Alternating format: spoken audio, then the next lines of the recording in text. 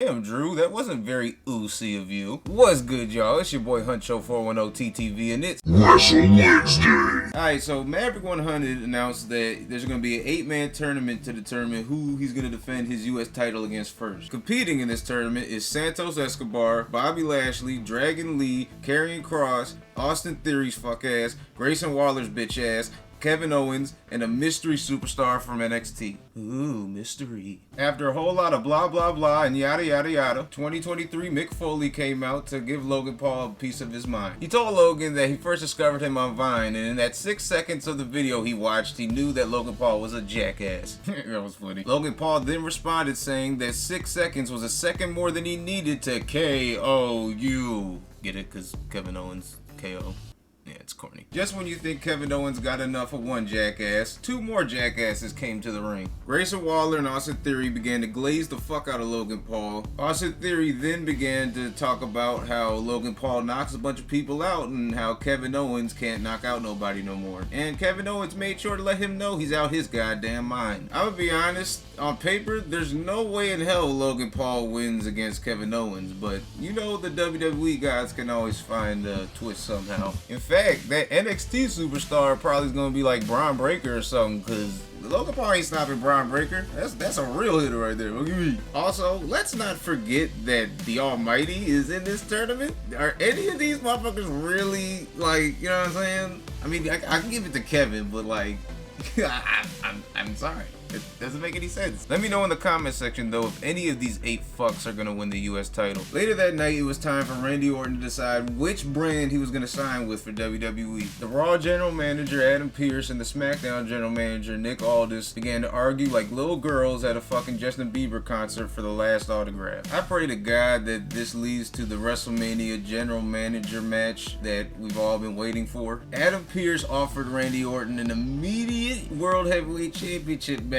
against whoever wins between main event Yeet Jey Uso and Seth freaking Rollins. I know Drew was not happy about that. Then Nick Aldis offered Randy Orton what he really wanted: the bloodline. Before Randy Orton could even think of an answer, the wise man Paul Heyman came out like a motherfucking mob boss. He let everyone know that there will be no RKOs this evening, I highly doubt that, and that there will be no decisions made by Randy Orton because the bloodline will be making the decision for you. Dun dun dun dun dun dun. Dun dun dun dun dun dun. Oh God, Solo Sikoa and Jimmy Uso have entered the chat. Now at first I thought Randy Orton actually had him. Like that motherfucker was holding his own for a little bit, you know what I'm saying? But then reality kicked in and he got stomped the fuck out. Before Solo Sikoa could do Randy Orton like John Cena at Crown Jewel, LA Knight comes to the rescue and opens up a can of whoop ass upon thee. Randy Orton then grabs Jimmy Uso, hits him with the Kendrick Lamar Good Kid Mad City, and then does the good old RKO that Paul Heyman swore up and down wasn't gonna happen tonight. Randy Orton then grabbed both the contracts, signed the Smackdown one of course because he wants all the smoke with the bloodline, and Paul Heyman makes the weirdest face like as if he's constipated or something. Then Randy grabs a microphone, looks Paul Heyman dead in his eyes and tells him that he can call Roman Reigns and tell him that Daddy's back. The crowd went bananas as Nick Aldis raised Randy Orton's arm, the newest signee of Friday Night Smackdown. And then of course he heard a voice in his head and randomly hit Nick Aldis with an RKO. Damn, Paul.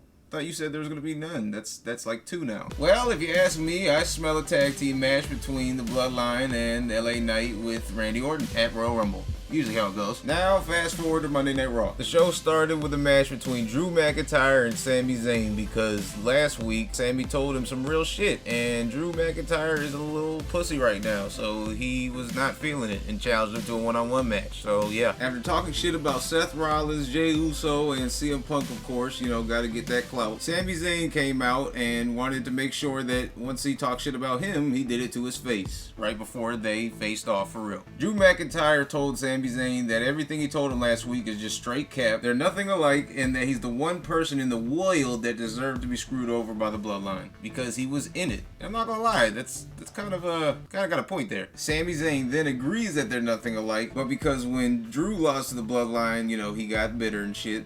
But when Sami lost in the bloodline, he won at WrestleMania against them and made his family proud. Then he asked Drew if he made his family proud. That was a bold move. Drew McIntyre with a death stare tells Sami Zayn that one of them is not going to be able to walk out tonight. And usually means someone's gonna get bodied. Drew McIntyre fucks up Sami Zayn's leg just like MJF at Full Gear, and Drew just saw red and completely dismantled his leg the rest of the match for the easy W. By the way, it was a solid match though. Sami Zayn was definitely putting in pain, doing all them jumps over the top rope with his fucked up leg. Then they were trying to get an interview with Sami backstage to see if he was alright, but Drew McIntyre had other plans. Jey Uso was pissed off that Drew McIntyre attacked his homie, but he had to stay Uzi for his match for the World Heavyweight Championship against Seth freaking Rollins. It was a banger match where Seth Rollins came out with the W, and you know, 1v1 Heavyweight Championship match on Monday night, gotta be a cash-in, right? Well, Drew McIntyre cashed in a can of whoop ass on Seth Rollins and Jey Uso. Drew McIntyre hit Jey Uso with the Claymore, and Seth Rollins tried to dive out the ring, but then got slammed. Then Drew McIntyre hit Jey Uso with like a suplex bomb thing